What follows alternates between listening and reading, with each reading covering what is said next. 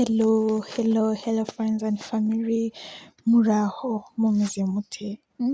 Mumeze neza? Nanjye meze neza, ndaho ndashima Imana pe, meze neza cyane. Ni ukuri ndishimye, I'm very happy kuba ngiye kujya nganira namwe kandi I'm very happy kuba turi kumwe. Yes. Ku bantu batanzi nitwa Sangwa Germaine. Yes, Sangwa Germaine, urubuga rukaba ari Sangwa TV show. Abantu bamwe na bamwe bari kwibaza ati urubuga rwa Sangwa TV show hazajya hanyuraho ibiki? Yes, ngomba kubamara amatsiko nkababwira ikintu kigiye kuzajya kinyuraho uko ibihe bigenda bitambuka. Mbere na mbere tuzatunyuzaho inkuru ya Keza. Inkuru ya Keza ni inkuru izaba ndende, tuzaba tuyicishaho mu duparti, yes, ku buryo mu cyumweru nzasohora uduparti 3, keretse habayeho izindi mpamvu zigiye zitandukanye zituma ntabasha gusohora. Aho ngaho nayibabwira nkayibandikira. Yes, first of all mukore subscribe, please kora subscribe, munsi hari akantu k'umutuku, ugaklikeho kandi no kukazogera. Kugira ngo buri munsi ujye ubona notification nindamuka na uploadinze video iyo ari yo yose.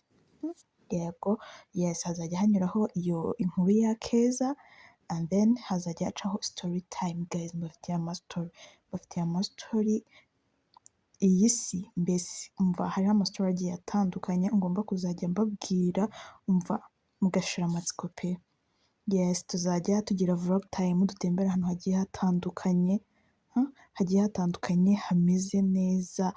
Abantu bafite amakouple guys, mugomba kujya musohokana abakunzi banyu ahantu heza hatuje hameze neza, nta bintu byo kugira akantu k'akajagari gusohokera ahantu hatameze neza, no, duhakinge tumere neza. Ikindi tuzajya tuganira ku biganiro mpaka, ikiganiro mpaka tuganire ku matopiki agiye atandukanye kugira twungurane ibitekerezo guys. Ndabizi ko namwe mufite ibitekerezo byinshi, so tugomba gufashanya kugira ngo tugire aho tugera, tugire bamwe dufasha batabitekerezaho, tutabyumvikanaho kimwe, ariko dufatire hamwe umwanzuro tumenye ko twagakwiye kujya twitwara bitewe na topiki runaka turi kuganiraho. Murabyumva gute? Ndumva byaba ari byiza kurushaho. So guys, please do subscribe, share, comment and like. Please do it.